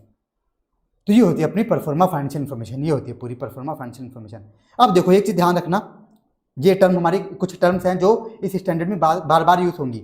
जैसे ये जो फाइनेंशियल स्टेटमेंट उठाए जा रहे हैं फाइनेंशियल ईयर 25-26 के, जिनमें हमको एडजस्टमेंट करके परफॉर्मा फाइनेंशियल इन्फॉर्मेशन बनानी है, तो उनको क्या बोला जाता है, इन्हें बोला जाता है unadjusted financial information. Unadjusted financial information मतलब ऐसी फाइनेंशियल इन्फॉर्मेशन जिसमें हमको एडजस्टमेंट करके क्या करनी है, परफॉर्मा फाइनेंशियल इन्फॉर्मेशन बनानी है, उन्हें हम क्या बोलते हैं, अनएडजस्टेड फाइनेंशियल इन्फॉर्मेशन। और ये जो एडजस्टमेंट किए जाते हैं इनको क्या बोला जाता है, इनको बोला जाता है परफॉर्मा एडजस्टमेंट। इनको क्या बोला जाएगा, परफॉर्मा एडजस्टमेंट। बस ये हमें समझना था, तो मैंने पूरा बता दिया जो काम की बातें थी। थोड़ा सा स्पीड में बताया क्योंकि अपना रिवीजन लेक्चर चल रहा है। अब देखो, तो मैंने बता दिया परफॉर्मा फाइनेंशियल इन्फॉर्मेशन क्या होती है, पूरा एग्जांपल लेके आपको बता दिया। अब देखो meaning and significance of PFFI, pro forma financial information. तो देखो मीनिंग क्या है, वही मीनिंग है जो मैंने आपको समझाया, वही लिखा हुआ है। देखो क्या है, परफॉर्मा फाइनेंशियल इन्फॉर्मेशन वो फाइनेंशियल इन्फॉर्मेशन है जो ये दर्शाती है कि अगर ये जो ट्रांजैक्शन है, मतलब मर्जर वाली, डीमर्जर वाली, अगर ये पहले हो जाती तो इसका अनएडजस्टेड फाइनेंशियल इन्फॉर्मेशन पे क्या इंपैक्ट आता। ये वो फाइनेंशियल इन्फॉर्मेशन है जो ये दर्शाती है कि जो ट्रांजैक्शन है अगर ये पहले हो जाती तो इसका अनएडजस्टेड फाइनेंशियल इन्फॉर्मेशन पे क्या इंपैक्ट आता, और ये मैंने आपको एग्जाम्पल में समझाया। तो ये हो गई मीनिंग। देखो सेकंड पॉइंट, अब ये पॉइंट लिखे हैं सिग्निफिकेंस के, यहाँ पे हम क्या देखें, मीनिंग एंड सिग्निफिकेंस, इंपॉर्टेंस। तो बताओ जो परफॉर्मा फाइनेंशियल इन्फॉर्मेशन है कहाँ पे काम आती है, बताओ प्रोस्पेक्टस में काम आती है, ऑफर डॉक्यूमेंट्स में। ये तो मैंने बताया था, प्रोस्पेक्टस में आपको क्या करना पड़ता है, परफॉर्मा फाइनेंशियल इन्फॉर्मेशन भी देनी पड़ती है। और बताओ ये परफॉर्मा फाइनेंशियल इन्फॉर्मेशन बनती कैसे है, परफॉर्मा एडजस्टमेंट लगा करके। कैसे बनती है, परफॉर्मा एडजस्टमेंट्स लगा करके। और एक बात तो लिख दी, देखो pro forma financial information does not represent the entities actual position. ये जो परफॉर्मा फाइनेंशियल इन्फॉर्मेशन है ये एंटिटी की एक्चुअल पोजीशन को नहीं दर्शाती, एक्चुअल पोजीशन को नहीं दर्शाती। क्यों बताओ, यहाँ पे हम क्या कर रहे हैं, यहाँ पे हम अजम्पशन ले रहे हैं कि जो डीमर्जर हुआ है हीरो लिमिटेड का, ये अगर पिछले साल ही हो जाता, अर्लियर डेट पे हो जाता, तो उसका क्या इंपैक्ट आता। अजम्पशन ले रहे हैं, कोई एक्चुअल चीज नहीं हुई, अजम्पशन ले रहे हैं। और यही कारण है कि परफॉर्मा फाइनेंशियल इन्फॉर्मेशन क्या होती है, other than historical financial information होती है। यही कारण है। क्यों बताओ, हिस्टोरिकल फाइनेंशियल इन्फॉर्मेशन का क्या मतलब होता है, हिस्टोरिकल फाइनेंशियल इन्फॉर्मेशन का मतलब होता है वो फाइनेंशियल इन्फॉर्मेशन जो ऐसे इवेंट्स के बेस पे बनाई गई है जो ऑलरेडी अकर हो चुके हैं। लेकिन बताओ जो परफॉर्मा फाइनेंशियल इन्फॉर्मेशन बनाई जा रही है ये तो ऐसे इवेंट्स के बेस पे बनाई जा रही है जो तो हुए ही नहीं, जो एक्चुअल में हुए ही नहीं, बस हम अजम्पशन ले रहे हैं। अगर हो जाते, अर्लियर डेट पे हो जाते, तो उसका क्या इंपैक्ट आता। इस कारण से परफॉर्मा फाइनेंशियल इन्फॉर्मेशन भी अपनी क्या है, other than historical financial information. ये स्टूडेंट को समझ नहीं आता, इस कारण से यहाँ पे मैंने आपको समझा दिया कि pro forma financial information other than historical financial information क्यों है। तो ये पॉइंट भी हमारा कंप्लीट हुआ। अब देखो यहाँ पे एक पॉइंट लिखा हुआ है पर्पज वाला, ये मैंने आपको क्यों नहीं पढ़ाया, क्योंकि पर्पज में भी ऐसे नहीं सेम मीनिंग वाले पूरी की पूरी मीनिंग छाप दी, पूरी की पूरी मीनिंग छाप दी, इस कारण से। और ये टॉपिक आपको याद करना है, ये जो टॉपिक है आपको अच्छे से याद करना है, meaning and significance of PFI वाला। इस पर अगर क्वेश्चन आते हैं तो आपको पूरे ये सारे पॉइंट लिखने देंगे। अब आ जाओ next topic, compilation of PFFI and practitioners responsibility. तो बताओ परफॉर्मा फाइनेंशियल इन्फॉर्मेशन बनाने की जिम्मेदारी किसकी है, जो सीएपीएफएफआई का एग्जामिनेशन करे उसकी है या मैनेजमेंट की, किसकी है, तो मैनेजमेंट की रेस्पॉन्सिबिलिटी है। देखो such responsibility rest with responsible party, यानी मैनेजमेंट, ये मैनेजमेंट की रेस्पॉन्सिबिलिटी है क्या, परफॉर्मा फाइनेंशियल इन्फॉर्मेशन बनाने की। ये प्रैक्टिशनर की रेस्पॉन्सिबिलिटी नहीं है, सीए की रेस्पॉन्सिबिलिटी नहीं है। तो आप बोलोगे सर ये तो बताओ फिर सीए की रेस्पॉन्सिबिलिटी क्या है, तो बताया गया देखो प्रैक्टिशनर की रेस्पॉन्सिबिलिटी क्या है, is to report whether PFFI is compiled by responsible party as per applicable criteria. CA की बस इतनी सी रेस्पॉन्सिबिलिटी है, उसे ये देखना है कि मैनेजमेंट ने जो परफॉर्मा फाइनेंशियल इन्फॉर्मेशन बनाई है वो एज पर से भी गाइडलाइंस तो बनाई है ना, एज पर एप्लीकेबल क्राइटेरिया तो बनाई है ना, बस इसको ये चेक करना है, ये चेक करना है। और एक चीज़ और देखो, ये क्या है, ये रीजनेबल एश्योरेंस एंगेजमेंट है। ये क्या है, रीजनेबल एश्योरेंस एंगेजमेंट। ऐसे ही 3400 वाली एंगेजमेंट क्या थी, मॉडरेट एश्योरेंस, वो उसमें हम क्या देते हैं, मॉडरेट एश्योरेंस, लेकिन यहाँ पे क्या देते हैं हम, रीजनेबल एश्योरेंस देते हैं। अब यहाँ पे देखो ऐसे स्टेप्स भी दे रखे हैं कि मैनेजमेंट जो परफॉर्मा फाइनेंशियल इन्फॉर्मेशन बनाएगा कैसे बनाएगा, मैनेजमेंट जब परफॉर्मा फाइनेंशियल इन्फॉर्मेशन बनाएगा तो कैसे बनाएगा। तो ये देखो कैसे बनाएगा, सबसे पहले करेगा identifying the source of unadjusted financial information. Management ये देखेगा कि जो अनएडजस्टेड फाइनेंशियल इन्फॉर्मेशन है मैं कौन से उठाऊं, ये कौन से उठाऊं, सबसे पहले तो ये देखेगा। अब ये देखेगा कि क्या ऑडिटेड वाली अनएडजस्टेड फाइनेंशियल इन्फॉर्मेशन अवेलेबल है क्या, ऑडिटेड है तो इसको ऑडिटेड वाली ही उठानी है। मैनेजमेंट को क्या करना है, ऑडिटेड वाली ही अनएडजस्टेड फाइनेंशियल इन्फॉर्मेशन उठानी है। और उसे कौन से फाइनेंशियल ईयर की उठानी है, देखो एग्जाम्पल में चलो, हमारे एग्जाम्पल में जो मैनेजमेंट को अनएडजस्टेड फाइनेंशियल इन्फॉर्मेशन उठानी है, बताओ कौन से फाइनेंशियल ईयर की उठानी है, कौन से फाइनेंशियल ईयर की, फाइनेंशियल ईयर 25-26 की उठानी है। ऐसे नहीं कि मैनेजमेंट बोले अरे मैं तो क्या करता हूँ, मैं तो ऑडिटेड वाली फाइनेंशियल ईयर 24-25 की उठा लेता हूँ अनएडजस्टेड फाइनेंशियल इन्फॉर्मेशन। ऐसा नहीं करना, मैनेजमेंट को क्या करना है, मैनेजमेंट को फाइनेंशियल ईयर 25-26 की क्या करनी पड़ेगी, अनएडजस्टेड फाइनेंशियल इन्फॉर्मेशन उठानी पड़ेगी, अनएडजस्टेड फाइनेंशियल इन्फॉर्मेशन उठानी पड़ेगी। इस तरह से मैनेजमेंट को क्या करना है, सोर्स आइडेंटिफाई करना है कि मुझे अनएडजस्टेड फाइनेंशियल इन्फॉर्मेशन कौन सी उठानी है। अब दूसरा काम क्या करना है, अब इसमें क्या करना है, इसको इन्फॉर्मेशन एक्सट्रैक्ट करनी है। अब क्या करना है, इसको इस अनएडजस्टेड फाइनेंशियल इन्फॉर्मेशन से रेलिवेंट इन्फॉर्मेशन एक्सट्रैक्ट करनी है। कैसे करनी है बताओ, रेलिवेंट क्या बताया था मैंने, as per SEBI guidelines, SEBI guidelines के अकॉर्डिंग रेलिवेंट इन्फॉर्मेशन क्या करनी है, इस अनएडजस्टेड फाइनेंशियल स्टेटमेंट से एक्सट्रैक्ट करनी है। पूरे के पूरे फाइनेंशियल स्टेटमेंट नहीं उठाने, उसमें से जो रेलिवेंट इन्फॉर्मेशन है वो एक्सट्रैक्ट करनी है। अब बताओ जैसे ही इन्फॉर्मेशन एक्सट्रैक्ट कर ली उसके बाद क्या करेंगे, उसके बाद करेंगे एडजस्टमेंट। तो वही लिखा है, अब क्या करेगा management, making the pro forma adjustment. और जैसे ही एडजस्टमेंट कर दिया तो क्या आ जाएंगे, नेट फिगर्स आ जाएंगे। उसके बाद क्या करना बताओ, उसके बाद उनको प्रॉपर्ली प्रेजेंट करना है, नेट जो भी फिगर्स आए उनको प्रॉपर्ली प्रेजेंट करना है और डिस्क्लोजर्स देने हैं एज पर सेबी गाइडलाइंस। वही लिखा है, प्रॉपर्ली प्रेजेंट करना है विद डिस्क्लोजर देने हैं एज पर सेबी गाइडलाइंस। तो ये सारे काम होंगे मैनेजमेंट के। ये सारे काम कौन करेगा, मैनेजमेंट करेगा। पीएफआई जो मैनेजमेंट को प्रोफार्मा फाइनेंशियल इन्फॉर्मेशन बनानी है तो उसे क्या क्या स्टेप्स लेने हैं, तो ये सारे काम किसके हैं, मैनेजमेंट के हैं। और ये भी आपको याद करना है, और ये हमारे आगे भी काम आएंगे ये स्टेप्स, तो आप जरूर याद करना है ये स्टेप्स, तो क्योंकि आगे एक टॉपिक आएगा उसमें भी यही सेम स्टेप्स आएंगे। तो सबसे पहले क्या, मैनेजमेंट ये देखेगा कि अनएडजस्टेड फाइनेंशियल इन्फॉर्मेशन कौन सी उठानी है। अगर वो उठा ली, सही से ऑडिटेड वाली उठा ली और फाइनेंशियल ईयर 25-26 वाली उठा ली, उसके बाद उसमें से क्या करना है, रेलिवेंट इन्फॉर्मेशन निकालनी है, उसके बाद एडजस्टमेंट करनी है, एडजस्टमेंट के बाद एज पर सेबी गाइडेंस उनका प्रेजेंटेशन करना है और डिस्क्लोजर देने हैं। इतना सा काम करना है। अब देखो ये तो था मैनेजमेंट का काम। अब आ जाओ एंगेजमेंट एक्सेप्टेंस। जिस सीए को बोला जा रहा है, जिस सीए को बोला जा रहा है कि तू क्या कर दे, प्रोफार्मा फाइनेंशियल इन्फॉर्मेशन का एग्जामिनेशन कर दे या पीएफएफआई की एंगेजमेंट एक्सेप्ट कर ले, तो उस सीए को इस प्रोफार्मा फाइनेंशियल इन्फॉर्मेशन की एंगेजमेंट को एक्सेप्ट करने से पहले किन किन बातों का ध्यान रखना है, किन किन बातों का ध्यान रखना है, वो हम देखने जा रहे हैं। कि सीए को प्रोफार्मा फाइनेंशियल इन्फॉर्मेशन की एंगेजमेंट को एक्सेप्ट करने से पहले किन किन बातों का ध्यान रखना है, वो हम देखने जा रहे हैं।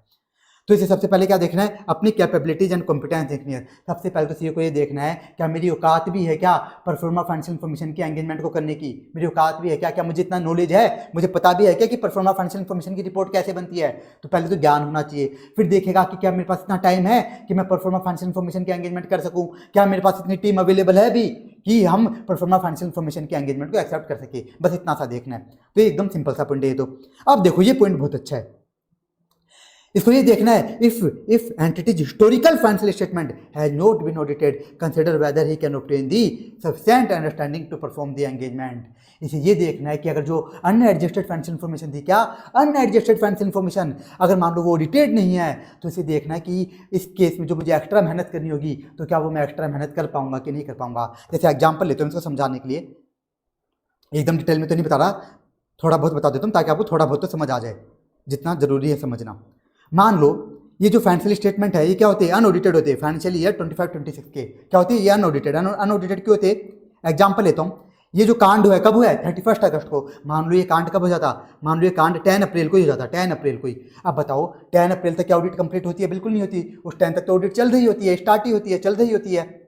तो इस केस में बताओ ये क्या रहते हैं, ये जो फाइनेंशियल स्टेटमेंट है अनऑडिटेड रहते। तो ऐसे केस में सीए को ये भी देखना है क्या मेरी औकात है क्या इन अनऑडिटेड फाइनेंशियल स्टेटमेंट को चेक करने की, क्योंकि सीए को पहले तो ये चेक करना पड़ेगा ना कि जो अनऑडिटेड फाइनेंशियल स्टेटमेंट है ये सही है कि नहीं। तो उसको एक्स्ट्रा मेहनत करनी पड़ेगी। तो ये सीए देखेगा क्या मेरी एक्स्ट्रा मेहनत करने की औकात है कि नहीं। उसे लगता है कि मैं एक्स्ट्रा मेहनत नहीं कर पाऊंगा तो बिल्कुल एक्सेप्ट नहीं करेगा। उसे लगता है हाँ मैं तो क्या कर लूंगा, मैं तो आराम से एक्स्ट्रा मेहनत कर लूंगा, तो वो क्या कर लेगा, फिर वो एक्सेप्ट कर लेगा। ये इसका मतलब है इस पॉइंट का, इतना सिंपल सा मतलब है इसका। अब देखो बाकी जो भी पॉइंट बचे ना एकदम इजी पॉइंट आने वाले हैं। कौन से पॉइंट आएंगे, आप देखो सारे के सारे पॉइंट ऐसे 210 वाले। इस तरह से आपको इसको इस टॉपिक को याद करना है और आप क्या करना, बस जो ऐसे 210 वाले पॉइंट है ना बस इनको याद कर लेना, बाकी रीड कर लेना ताकि आप एग्जाम में भूलो नहीं। तो देखो ऐसे 210 में याद करो, एक टॉपिक पढ़ते हैं हम प्री कंडीशन वाला। सेम टू सेम पॉइंट यहाँ पे वो वाली ही है, ऐसे 210 वाली, बस लैंग्वेज चेंज हो गई। जैसे ऐसे 210 में प्री कंडीशन जब ऑडिटर एग्री करता है तो वो सबसे पहले प्री कंडीशन क्या देखता है कि एफआरएफ एक्सेप्टेबल है कि नहीं, एफआरएफ एक्सेप्टेबल है कि नहीं। कि मान लो एंटिटी जो फाइनेंशियल स्टेटमेंट बना रही है उसमें मान लो एस एप्लीकेबल है तो एस के अकॉर्डिंग ही बना रही है ना, इंडेस एप्लीकेबल है तो इंडेस के अकॉर्डिंग बना रही है ना। तो इसी तरह से यहाँ पे ये देखेगा जो क्राइटेरिया है वो एक्सेप्टेबल है कि नहीं, वो सुटेबल है कि नहीं, वही चीज़ देखेगा। बस यहाँ पे लैंग्वेज चेंज हो गई, एफआरएफ की जगह क्या लिख दिया क्राइटेरिया, और एक्सेप्टेबल को क्या लिख दिया सुटेबल, कि क्राइटेरिया सुटेबल है कि नहीं।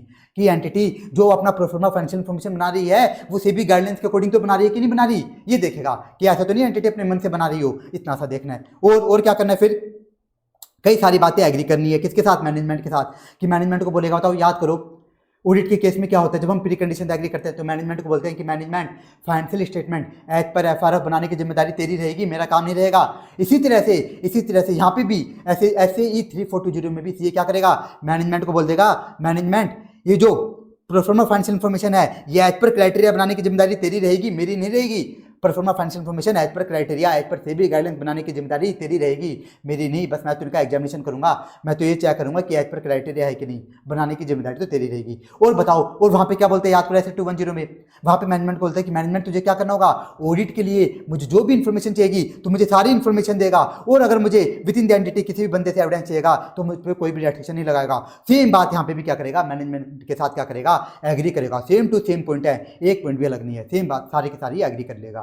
तो ये भी हमारा कंप्लीट हुआ एंगेजमेंट एक्सेप्टेंस टॉपिक भी। जैसे मैंने क्या बताया आपको, रीड तो सारे पॉइंट करने हैं, रीड तो आपको सारे करने हैं, लेकिन लर्न कौन से कर लेना, ऐसे 210 वाले, जो ऐसे 210 वाले मैंने लिखे हैं ये आप लर्न कर लेना।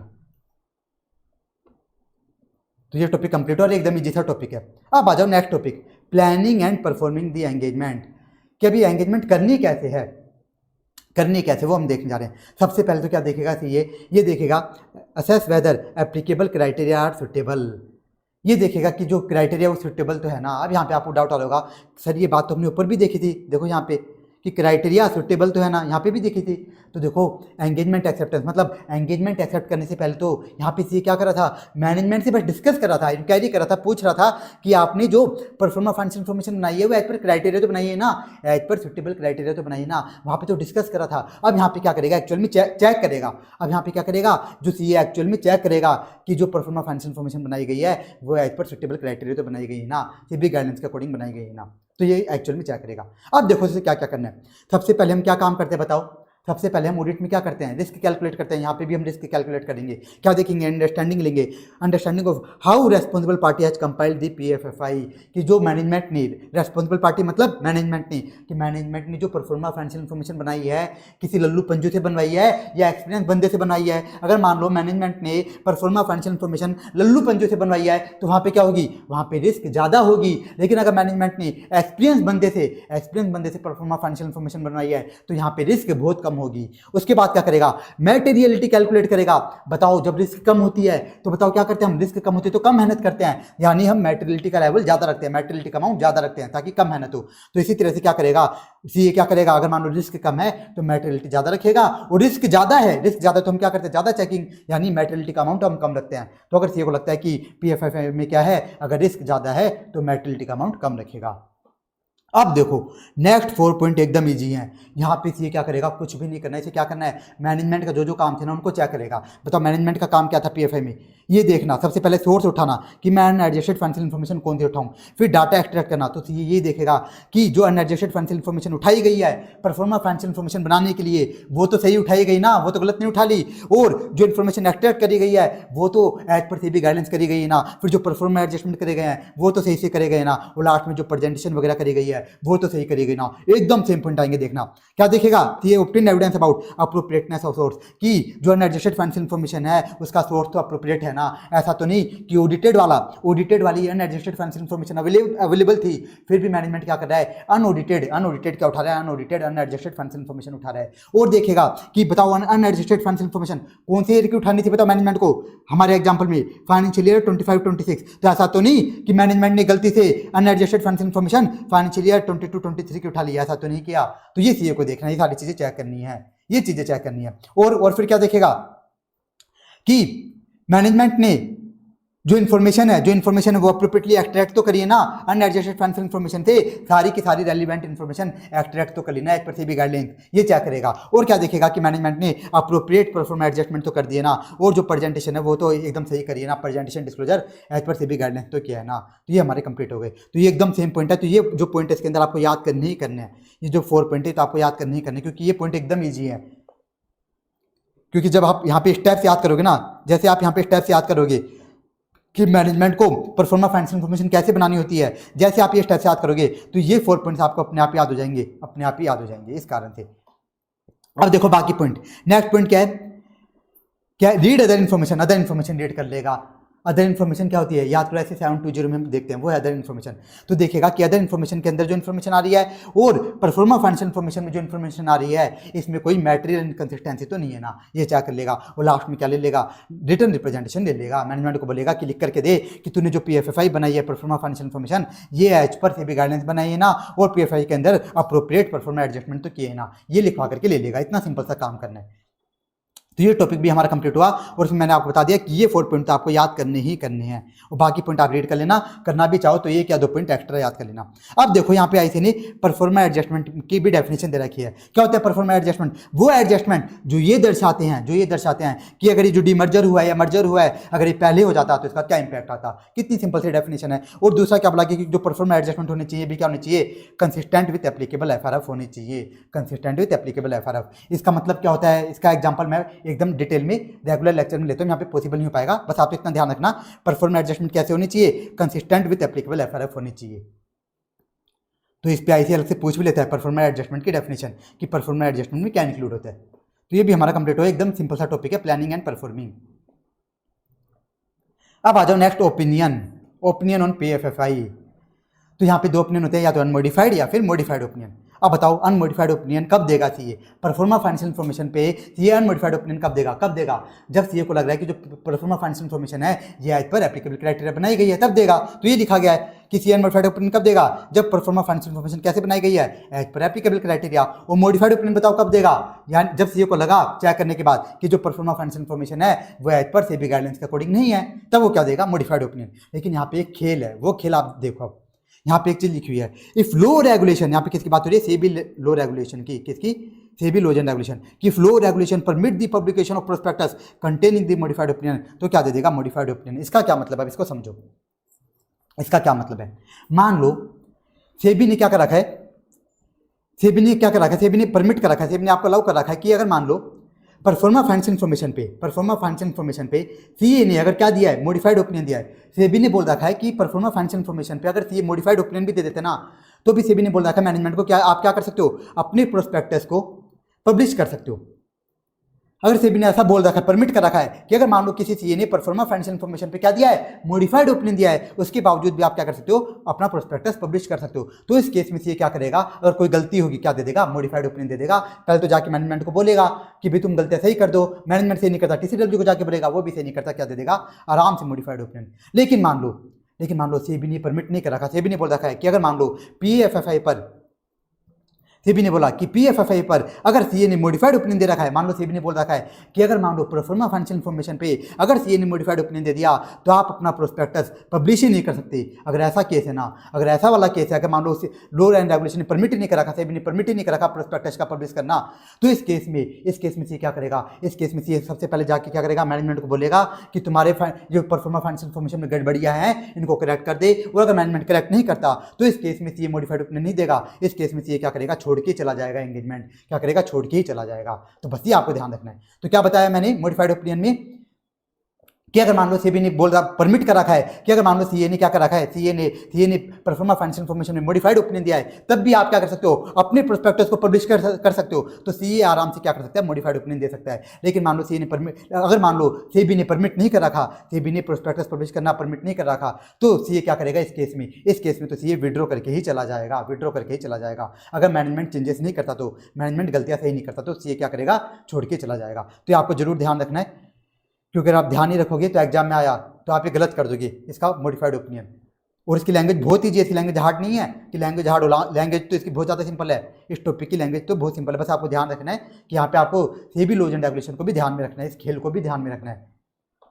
अब आ गया लास्ट टॉपिक अपना, प्रैक्टिशनर्स रिपोर्ट। अब रिपोर्ट में देखो जो सेम टॉपिक है, जो सेम पॉइंट है, टाइटल, एड्रेसी, और देखो मैनेजमेंट की रेस्पॉन्सिबिलिटी जो हर जगह आता है, मैनेजमेंट रेस्पॉन्सिबिलिटी। फिर देखो practitioner signature, place of signature, date of report, um para, एकदम सेम पॉइंट है ये तो। फिर ये बताना कि जो हमने ये जो एंगेजमेंट करी है परफॉर्मा फाइनेंशियल इन्फॉर्मेशन की, कैसे करी है? एज पर ऐसे 3420, जैसे हम स्टैंडर्ड्स ऑन ऑडिटिंग के अंदर बताते हैं, ऑडिट में हम बताते हैं कि हमने जो ऑडिट करी है कैसे करी है, स्टैंडर्ड्स ऑन ऑडिटिंग के अकॉर्डिंग। तो यहाँ पे हम बता देंगे कि जो हमने परफॉर्मा फाइनेंशियल इन्फॉर्मेशन की एंगेजमेंट करी कैसे करी है, एज पर ऐसे 3420। और देखो अलग वाले, पहला ये पॉइंट आपको बस रीड करना, काम करनी है। क्या देगा? इंट्रोडक्टरी पैरा देगा, उसमें क्या लिखेगा? आइडेंटिफाई पीएफएफआई, परफॉर्मा फाइनेंशियल इन्फॉर्मेशन बताएगा कि जिस परफॉर्मा फाइनेंशियल इन्फॉर्मेशन पे मैंने काम किया है, एग्जामिनेशन किया है, वो परफॉर्मा फाइनेंशियल इन्फॉर्मेशन क्या है? वो परफॉर्मा P&L बैलेंस शीट है, या परफॉर्मा कैश फ्लो स्टेटमेंट है, या परफॉर्मा नेट इनकम स्टेटमेंट है, या परफॉर्मा नेट एसेट स्टेटमेंट है, ये बताएगा। और बता देगा कि source from which unadjusted financial information, unadjusted financial information का सोर्स बता देगा कि ये अनएडजस्ट जो फाइनेंशियल इन्फॉर्मेशन थी ये ऑडिटेड वाली थी, अनऑडिटेड वाली थी, इनका कौन से फाइनेंशियल ईयर की थी, वो सारी बातें बता देगा, कौन से ईयर की थी वो बता देगा। और क्या बता देगा? एप्लीकेबल क्राइटेरिया की जो परफॉर्मा फाइनेंशियल इन्फॉर्मेशन है ये एज पर सेबी गाइडेंस बनाई थी, ये बातें लिख देगा कि एज पर सेबी गाइडेंस बनाई गई है, ये बातें भी क्या करेगा? ये सारी बातें रिपोर्ट में लिखेगा। और इसके बाद देखो नेक्स्ट पॉइंट जो अलग है, प्रैक्टिशनर्स रेस्पॉन्सिबिलिटी।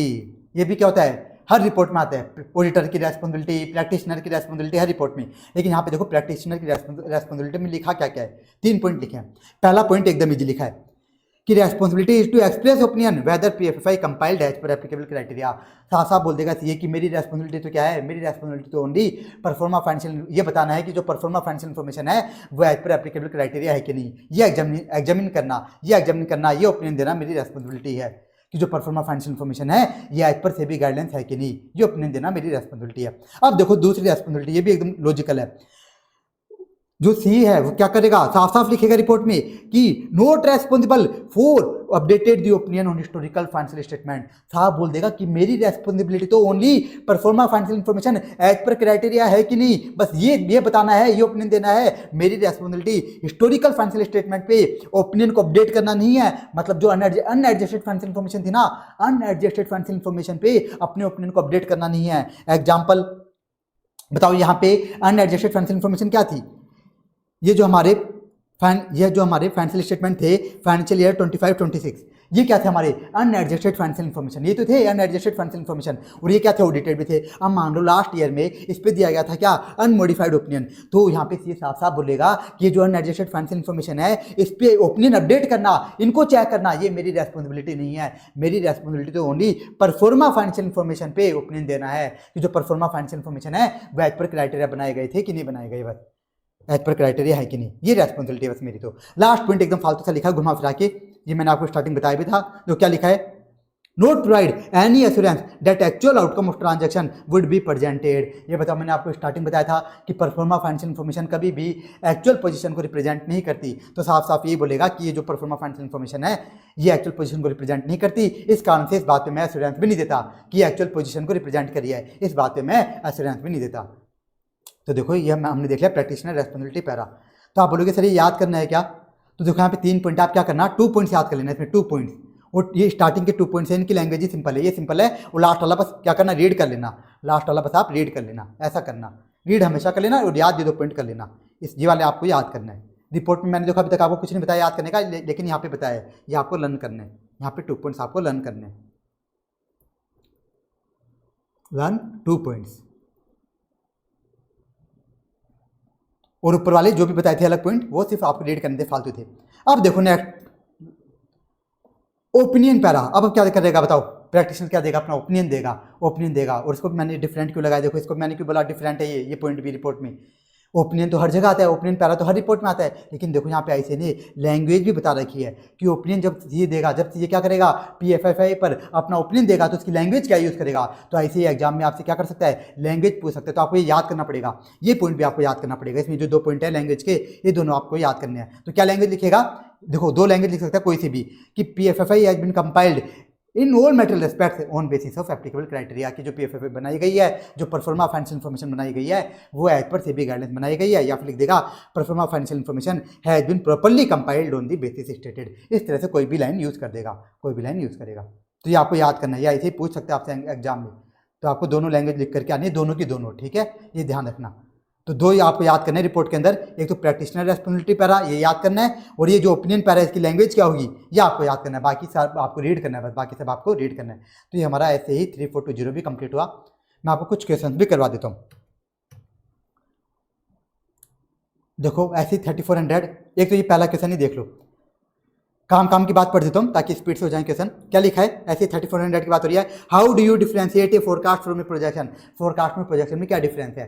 तो ये मत बोलना सर ये तो आपने बताया नहीं, कोई टॉपिक आया ही नहीं, फोरकास्ट और प्रोजेक्शन का आपको कुछ नहीं करना, जो मीनिंग वाला टॉपिक था ना पूरा छापना है। पहले मीनिंग लिखोगे प्रोस्पेक्टिव फाइनेंशियल इन्फॉर्मेशन की, फोरकास्ट की मीनिंग, प्रोजेक्शन की मीनिंग, फिर देखो क्या पूछा, आपको बोला है एग्जाम्पल भी दे दो, और एग्जाम्पल ऐसे नहीं यहाँ पे अपने मन से लिखे, एक फोरकास्ट का लिख दिया और एक प्रोजेक्शन का लिख दिया, तो एग्जाम में आप भी जाए तो आप भी अपने मन से एग्जाम्पल लिख देना। और दूसरा क्या पूछा, additionally explain the nature of assurance provided by the practitioner as per SAE 3400 कैसे 3400 में हम कौन सी एश्योरेंस देते हैं, तो यहाँ पे गलती से भी मॉडरेट एश्योरेंस मत लिख देना, यहाँ पे आपको वो टॉपिक लिखना पड़ेगा नेचर ऑफ एश्योरेंस वाला, मैंने आपको बताया भी था। तो देखो हमने वही लिखा है कि सीए के यहाँ पे क्या नहीं करता बताओ, ऐसे 3400 के अंदर PFI के अंदर जो भी रिजल्ट्स आ रहे हैं उन पे कभी भी ओपिनियन नहीं देता कि वो अचीव होंगे कि नहीं होंगे, उन पे ओपिनियन नहीं देता। ये लाइन आपको लिखनी है। तो ये भी हमारा कंप्लीट हुआ ये क्वेश्चन। बाकी क्वेश्चन एकदम डायरेक्ट क्वेश्चन है, एकदम डायरेक्ट, तो ये मैं नहीं करवा रहा आपको। एक ये क्वेश्चन देख लो, देखो क्या लिखा हुआ है क्वेश्चन 7 में, a company has approach CA Hemant for assurance report in respect of prospective financial information. एक कंपनी आई सीए हेमंत के पास, सीए हेमंत को बोला तो क्या कर दे, हमारी प्रोस्पेक्टिव फाइनेंशियल इन्फॉर्मेशन पे एश्योरेंस रिपोर्ट बना के दे दे, प्रोस्पेक्टिव फाइनेंशियल इन्फॉर्मेशन पे। तो क्या हुआ देखो सीए हेमंत को क्या हुआ, on going through the project details it is notice that depreciation in prospective financial information has been calculated in accordance with provisions of income tax act. अब जब सी हेमंत ने काम करना शुरू किया प्रोस्पेक्टिव फाइनेंशियल इन्फॉर्मेशन पे, उसे पता लगा कि प्रोस्पेक्टिव फाइनेंशियल इन्फॉर्मेशन के अंदर एंटिटी जो डेप्रिसिएशन कैलकुलेट कर रही है ना, वो इनकम टैक्स एक्ट वाला यूज़ कर रही है। और मैंने क्या बताया था, कौन सा यूज़ होना चाहिए, consistent with historical financial statement वाला यूज़ होना चाहिए। लेकिन एंटिटी क्या कर रही है बताओ, इनकम टैक्स एक्ट वाला। तो बताओ चेंज हो सकता है क्या? पहले तो हम बताएंगे कि ड्यूटी होती है कि ये चेक करना कि जो पीएफआई बनाई गई है वो कंसिस्टेंट विथ एप्लीकेबल एफआरएफ तो है ना। लेकिन चेंज हो सकता है, कब हो सकता है, जब एंटिटी प्रॉपर डिस्क्लोजर दे दे कि रीजन ऑफ चेंज क्या है और उसका इंपैक्ट क्या आ रहा है, वो बताना पड़ता है। लेकिन इस केस में देखो क्या हुआ, एंटिटी ने देखो क्या किया, नो डिस्क्लोजर, साफ साफ लिखा नो डिस्क्लोजर इज मेड, कोई डिस्क्लोजर भी नहीं दिया। बताओ जब कोई डिस्क्लोजर नहीं देते तो इस केस में क्या करता है, ये मॉडिफाइड ओपनिंग देता है। और कौन सा वाला देता है, डिस्क्लोजर वाले केस में क्वालिफाइड या एडवर्स या फिर छोड़ के जाता है। तो वही पूरी बात लिखनी है। सबसे पहले लिखोगे कि प्रोस्पेक्टिव फाइनेंशियल इन्फॉर्मेशन क्या होनी चाहिए, कंसिस्टेंट होनी चाहिए। और इस केस में जो डेप्रिसिएशन कैलकुलेट किया गया है इनकम टैक्स के अकॉर्डिंग, ये कंसिस्टेंट नहीं है। और इस केस में एंटिटी ने डिस्क्लोजर भी नहीं दिया, तो यहाँ पे क्या करेगा, चाहिए क्वालिफाइड या एडवर्स ओपनिंग देगा और क्या कर लेगा, या फिर विड्रॉ कर लेगा या फिर छोड़ के चला जाएगा। तो ये क्वेश्चन भी कंप्लीट हुआ। ये थोड़ा अच्छा क्वेश्चन था। अब एक 3420 का क्वेश्चन देख लो। देखो पहले एकदम डायरेक्ट है, एकदम डायरेक्ट, नेक्स्ट भी एकदम डायरेक्ट क्वेश्चन है। एक ये देख लो, इसमें भी काम की बात बता देता हूँ। क्या लिखा है, एज दी एंगेजमेंट प्रैक्टिशनर, आप क्या हो, प्रैक्टिशनर सीन प्रैक्टिस हो, you are interested with providing an assurance report on the compilation of pro forma financial information. आपको बोला गया कि प्रो फॉर्मा फाइनेंशियल इन्फॉर्मेशन क्या कर दे, एंगेजमेंट कर दे, इस पर एश्योरेंस रिपोर्ट बना करके दे दे। अब देखो आपसे क्या क्या पूछा जा रहा है, state the aspects you will consider during the planning and performing. Direct question पूछ लिया, प्लानिंग एंड परफॉर्मिंग कैसे करोगे आप। इसमें मैंने आपको 4 पॉइंट बताए थे, वो तो आपको गारंटी लिखने हैं कि सोर्स अप्रोप्रिएट है कि नहीं, जो इन्फॉर्मेशन एक्सट्रैक्ट करी है वो अप्रोप्रिएट है कि नहीं, जो परफॉर्मा एडजस्टमेंट करे हैं वो अप्रोप्रिएट है कि नहीं, जो प्रेजेंटेशन डिस्क्लोजर है उनको चेक करेगा। तो देखो ऐसे भी वो पॉइंट लिखे हैं, सोर्स अप्रोप्रिएट है कि नहीं, जो इन्फॉर्मेशन एक्सट्रैक्ट करी है वो अप्रोप्रिएट है कि नहीं, परफॉर्मा एडजस्टमेंट अप्रोप्रिएट है कि नहीं। और देखो दूसरा क्वेश्चन क्या पूछा, दूसरे क्वेश्चन में क्या बोला गया है, as a practitioner you need to obtain evidence about the appropriateness of pro forma adjustment. ये तो हम भी जानते हैं कि भाई हमें क्या करना पड़ता है, परफॉर्मा फाइनेंशियल इन्फॉर्मेशन का एग्जामिनेशन करते थे, हमें क्या करना पड़ता है, हमें देखना होता है कि जो परफॉर्मा एडजस्टमेंट करे गए हैं वो अप्रोप्रिएट है कि नहीं। वही लाइन लिख दी। लेकिन आगे क्या लिखा, पूछा जा रहा है आपसे एक्सप्लेन व्हाट इट इंक्लूड्स, कि परफॉर्मा एडजस्टमेंट में क्या क्या इंक्लूड होता है। मतलब वो वाला टॉपिक जिसमें 2 पॉइंट लिखे हुए थे वो आपको पूरा छापना है, वो आपको छापना है एकदम डायरेक्ट क्वेश्चन है ये भी। तो ये भी कंप्लीट हुआ। तो इस लेक्चर में मैंने आपको ऐसे ही 3400 का 3420 का एकदम डिटेल में रिवीजन करा दिया। तो इस लेक्चर में इतना ही। Thank you so much. Hare Krishna.